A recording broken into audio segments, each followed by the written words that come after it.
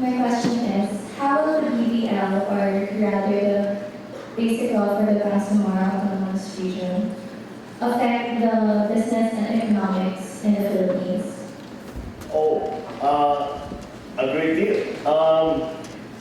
In fact, this is one of the worries that we have because when we looked at the process where the negotiating panel of the Philippine government was drawing up this peace, was going through this peace process, they were talking only to the MILF. They did not talk to the business leaders. They did not talk to the sultanates. They did not talk to the MNLF. They did not talk to anyone except the MNLF. And we immediately said that this is not going to work. Because if you do not involve the stakeholders, if you do not involve everyone who is going to be affected by this, not only involve them, but get their agreement, get their understanding, get their support, this is not going to work. We will not succeed. And so we had hearings on with the business communities and tried to find out from them what in their view was going to be the effect.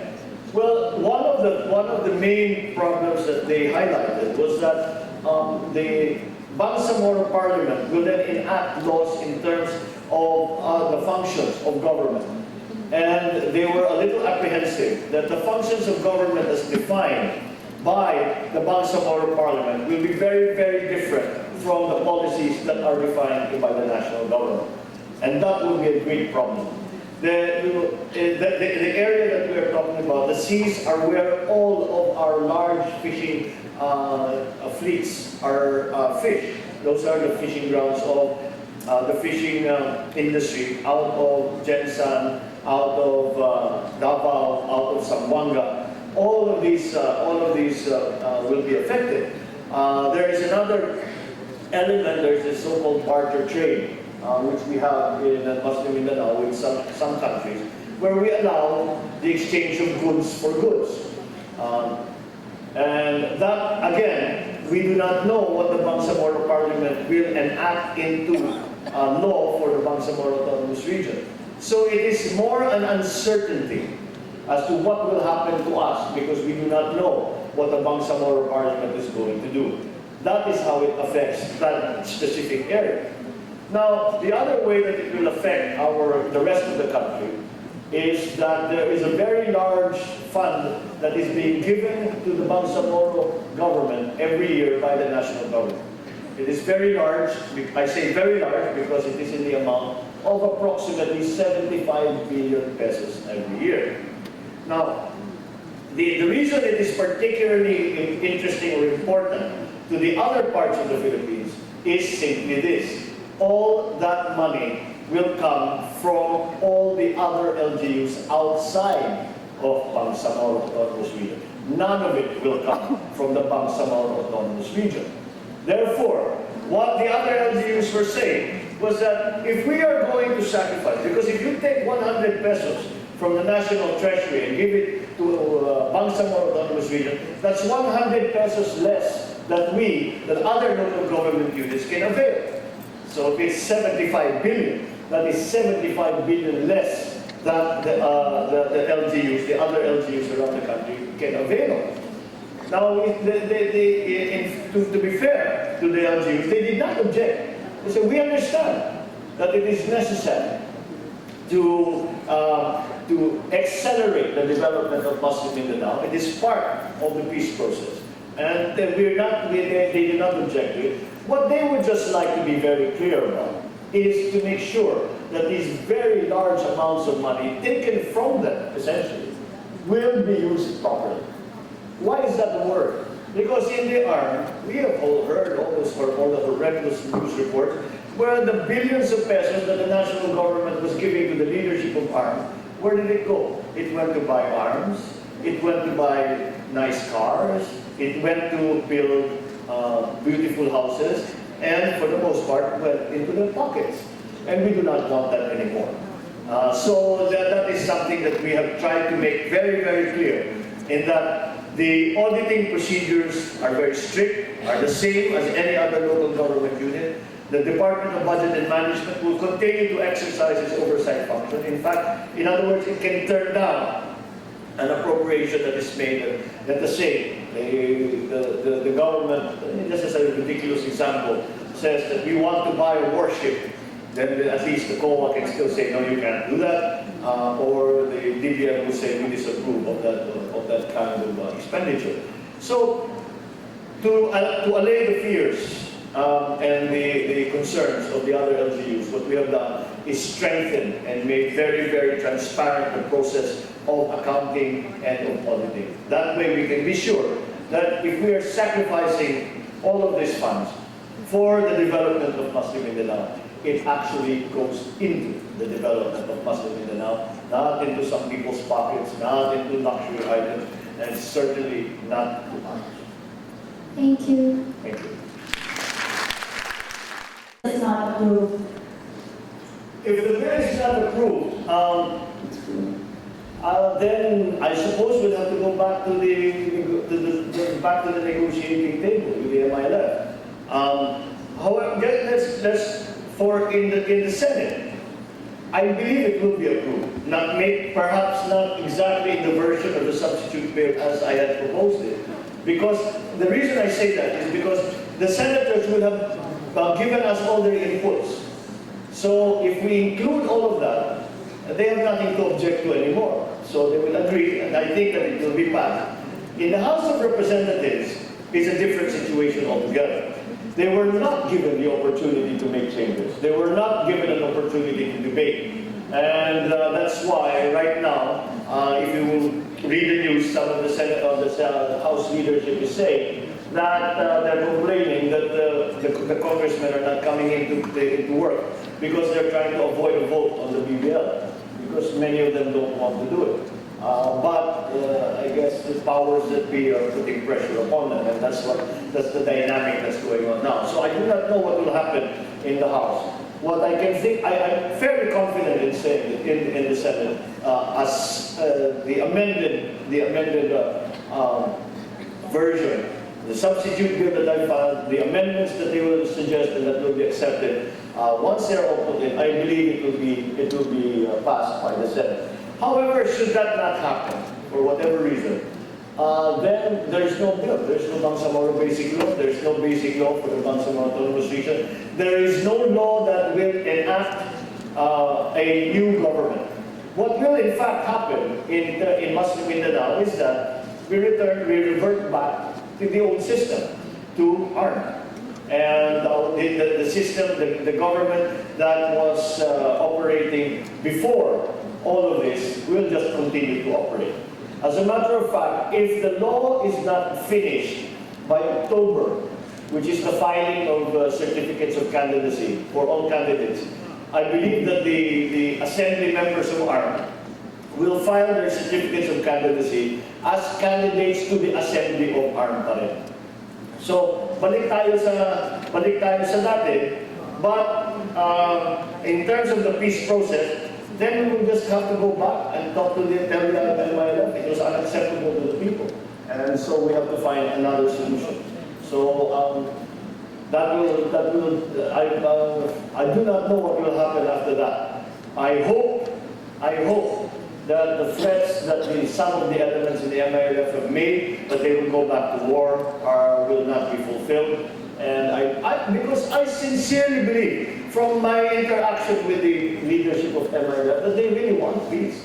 I think they're tired of war. I really believe that. It's just the form that they have proposed is unacceptable in law and unacceptable in principle. But again, we will revert back to ARM and probably have to go back to the MILF and try to draw something new up again. Thank you, Senator.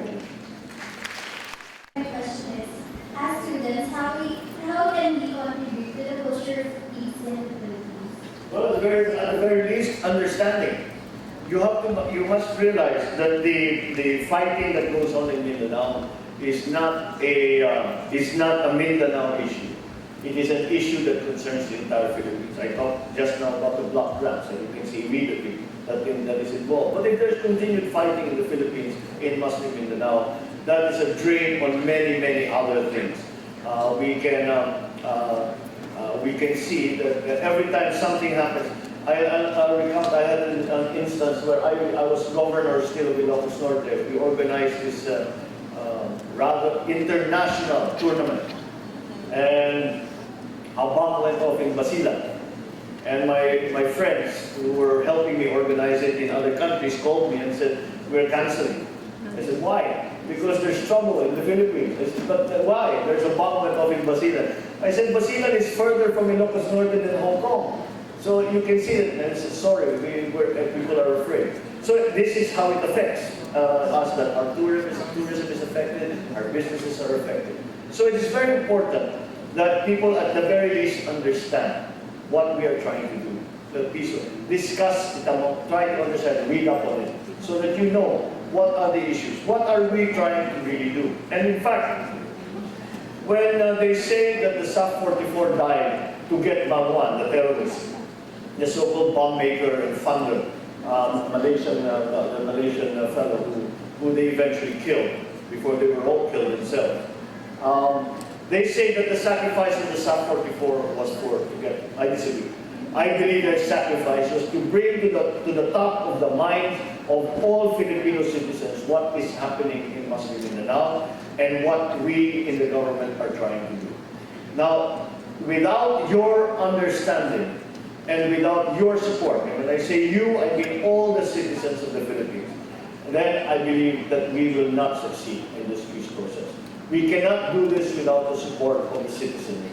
And the first part of gaining that support will be to have an understanding. That is why I go around.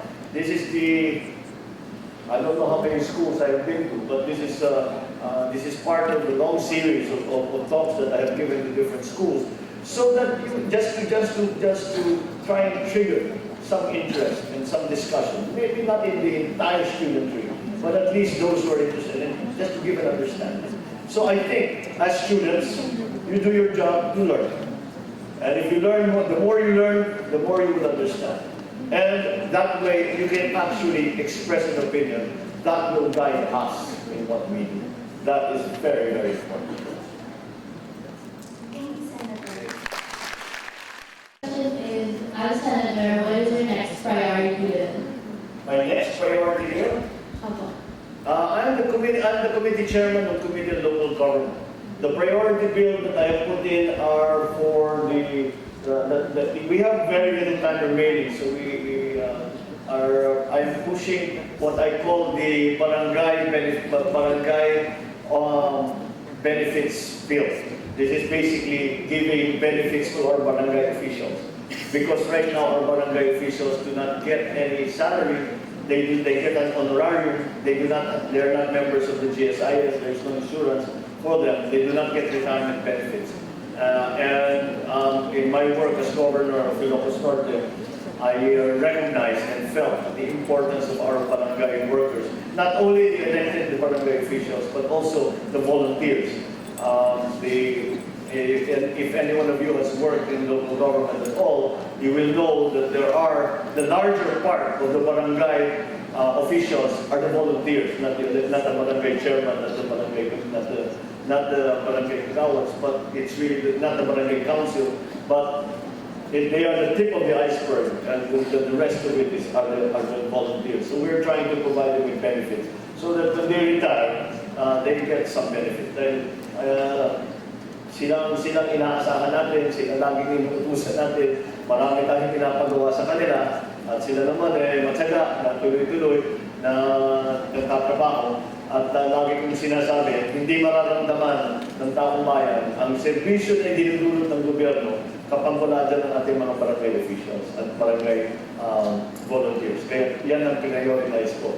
Dahil ang pangalawang priority ko ay palakihin ang ERA share ng local government. Because as of now, the sharing between local governments and the national government is 40% of the national collections goes to the local government, 60% goes to the national government. I believe that we should look into that again, because again, from my own personal experience, the funds that go down to the local government are insufficient.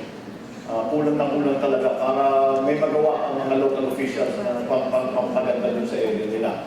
And so we're trying to find ways to improve that situation by giving them more funding, and in that way allowing them to take some initiative in the development of their communities.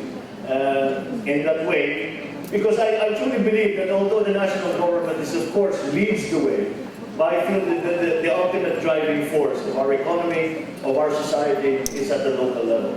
And if the local level is strong, then I believe the rest of the country is strong. And because of that belief, those are the two bills that I am prioritizing right now.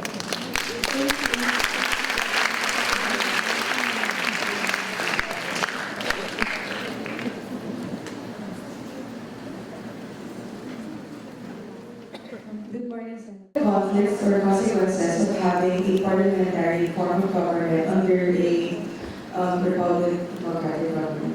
Well, it is an experiment that we are doing. We have never done it before. What we did have in the early 80s, late 70s, early 80s, was that we already had a parliamentary form of government in the Philippines, in the interim batas and pambansa, where assemblymen were elected on a regional basis. And there was only one house. There was no upper house anymore. It was a parliament, but we had a different form in that we had a president and a prime minister. That was an experiment that did not continue, and when the government changed, we reverted back to the American system, well, a version of the American system. And the implications, I believe, are something that we really had to look at in a way, because although the Bangsamoro Autonomous Region is still considered a local government, it is an entirely different kind of local government than a city or a municipality or a province or even a barangay. We've never had one before. So if the simplest way I can explain is that if the national government is supreme in terms of the government organization, and the local governments are somewhere here, Bangsamoro Autonomous Region will be somewhere in between. And that's what we are trying to define, because we have never had a regional government, much less a parliamentary regional government. I think it's probably workable. There is actually an argument that that's unconstitutional. But the reason that we left in the parliamentary form of Bangsamoro government is because the legal opinion, I tried to gain as much legal opinion from the best minds that I could talk to. And the opinion is divided. Some people say it's constitutional, some people say it's not. So we'll say, let's leave it in, and we'll see where the discussion takes us in the Senate. So the implications are that we will have to adjust many things. What we have been able to do is to make it more in alignment with the general processes of the local government units. What we tried to do was to make sure na hindi naman maging lugi yung local governments na nasa loob ng Bangsamoro Autonomous Region. So we made sure that none of their powers, their authorities, their privileges were taken away from them. But at the same time, we have to recognize there is autonomy. We have to provide autonomy. And that's something that that's the balance that we are trying to do.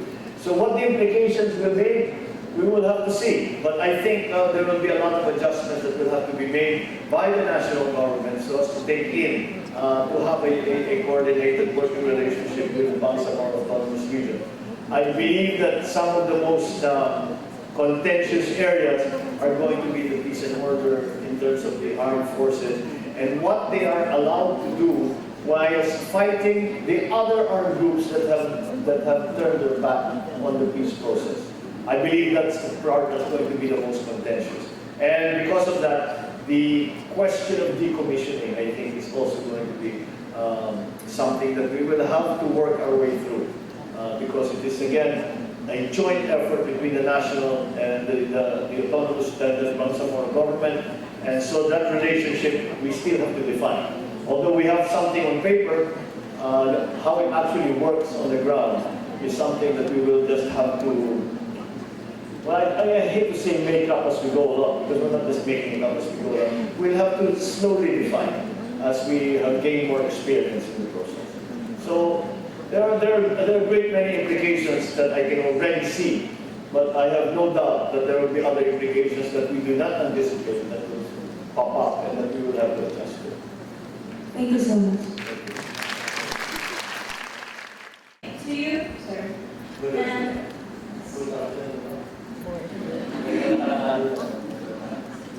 I am Sistina descended from 12 in psychology. As much as I would like to keep asking this, we cannot, of course, decline not thinking about the worst case scenarios.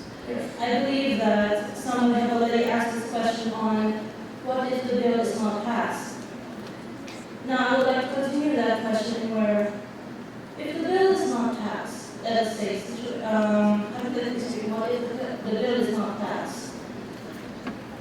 There will be potential wartime, perhaps, when it comes to, especially this is like the Muslim report, in where even religious wars might hold. I would like to ask, what measurements would you take? Just in case it happens. Unfortunately, that was the statement. Those were the statements that were made both by the MILF and the president, and saying if you do not pass the bill exactly as we have given it to you, there will be war. In fact, the president actually said, start counting body bags. And panakot lang yan.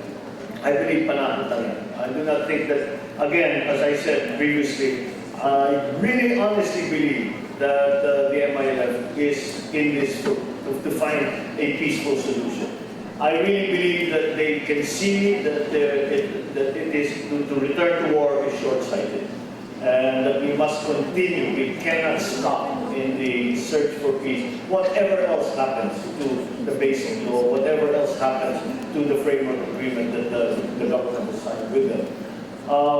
We cannot allow them, however, to use the threats of war to force our hand in passing what is an illegal law.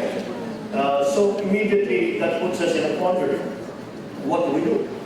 And as a legislator, I say, if in the end they continue to insist on the basic, on the draft BBL, and somehow it was passed in its original version, within a few weeks, that will be struck down by the Supreme Court, because it's clearly unconstitutional. And where does that leave us? That doesn't leave us any closer to peace. And so, I think that this is the best road. It still is the best road, to actually find something, a version of the basic law that will be inclusive, that will include all of the stakeholders, not only the MILF, but everyone who is going to be affected by the basic law. And that is still the best way. We hope, and all we can do is fervently hope and pray and continue the peace process and talk to our partners, who we consider now our partners in peace in Muslim Mindanao, the MILF and the MNLF. And between them, we must continue that peace process. Because if, at the very least, if you are communicating with one another, then that is a deterrent to actual the breaking out of actual fighting. That is the one thing that we want to avoid as much as in any way that we possibly can. And so I think the only way that we can guarantee, let us say, we'll start with your assumption that the basic law is not passed, whatever form, is simply not passed. Then the worrisome part is that I spoke about the leadership of the MILF. But there are parts of the MILF. You know, the MILF is not like the AFP. The AFP, when an order is given by the chief of staff, by an order is given by a commander, everyone under them has to follow that order. The MILF is a much more loosely organized organization. And there are elements within the MILF that have threatened, that are saying that this is going, when this fails, we are going to start fighting again. That's very worrisome. But we believe that if we can explain properly why we are doing what we are doing, and that this is actually a very sincere effort to find peace, a very sincere effort to recognize the differences in cultural, in the culture, in the history, in the religion, in the law of Muslim Mindanao, the differences with the rest of the country. That recognition, and then hence the provision of autonomy, is a sincere effort. That even if we fail in this effort, and we can explain to them and convince them that we continue to sincerely search for peace with them, then I think that we can at least have some assurance that the fighting will not break out anymore. This is a risky. There are no guarantees in this process. There are risks, certainly there are risks involved. But each person, each individual, each office, each department of government has to play its part. And that's what we are trying to do. And as long as it is sincere, and as long as no one is trying to pull a fast one over anyone, then the communication continues, then I believe that we can still, even after, should it fail, should this effort fail, that we can still continue with the peace process. I always keep on the top of my mind is that what we are pushing for here is not a piece of paper. It's not a law, not your version, my version, anybody's version. What we are pushing for here is peace. And that we have to keep that paramount. If this attempt fails, we'll just keep pushing anyway. We'll just keep going. We'll keep making more proposals. We'll listen to their proposals. And then let the process continue. Of course, again, it has to be seen to be sincere. And it has to be seen to be inclusive. And if we do that, I believe that we can still continue the peace process, even if the basic law does not pass as a law. Thank you very much for taking my question. No, sir, it's very good. Okay. Earlier on, for the last question, earlier on you said normalization of communities and that it's not sufficient that people surrender their arms. What specific justification will you give to the provinces who do not wish to be included in the BLI? You are speaking about the BIFF. That they have turned out and said we do not want any part of the peace process. The Abu Sayyaf, the ASG, has also turned their back on the peace process. We just have to find ways to isolate them. If we have to fight them. There's just no other way. Because they have declared war upon the government. We are not operating here in the Philippines in a vacuum. There's a very worrisome and very dangerous development going on in the Middle East. I'm sure you all see when you watch the news what's happening in the Middle East, especially in Libya and Syria, the ISIS, they're gaining ground. The worrisome part of that is that BIFF and AST have already pledged allegiance to ISIS. So we have to be very careful in what we do, because we do not want the influence and new influence from such a group to enter into the Philippines. They have already, in a sense, but they are not yet operating here. So again, those groups, we just have to isolate them and try and show the general populace that their cause of separating parts of the Philippines, of Mindanao from the Philippines, but through fighting, through war with the Philippine government, is not going to succeed. And it will not actually they will not arrive at what they want. That we will fight as hard as we can. We will do everything that we can, including fight, to defend the integrity of the Republic of the Philippines. That has to be made very, very clear. And that has to be a central part of any policy that we undertake in Muslim Mindanao. That we will not allow any part of the Philippines to be removed from the Republic. And once that is made clear, perhaps those other elements will slowly come back to the fold. And that is what happened to the MNLF, where it is through negotiation, through recognition of the differences in. Well, the one thing we have to always remind everyone, especially those who are unfamiliar with Muslim Mindanao, not all Muslims in the Philippines are the same. You cannot say, oh, you're a Muslim, and I know what you're about. That's not true. There are tribes, there are sultanates, there are differences. There are Muslims in Mindanao that do not want Bangsamoro. It's a much more complicated picture than you would initially think. So, a recognition of that. You must be a little more sophisticated in understanding what's the agenda of this group. What are the reasons that they feel that way? What are the underlying purposes? All of those things. We cannot just say this is a homogeneous group, we give them a lot of money and then leave them alone. That just doesn't work.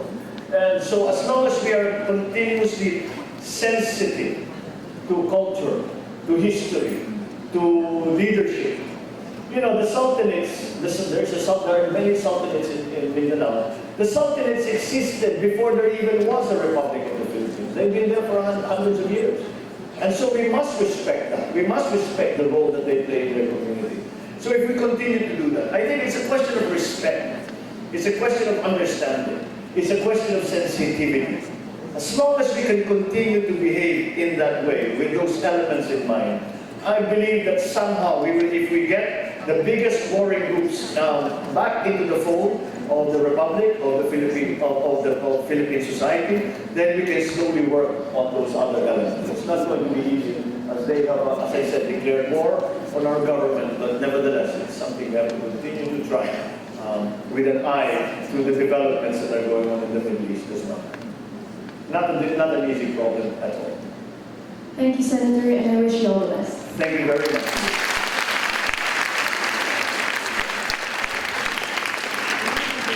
All right, so thank you for your questions, and thank you, Senator.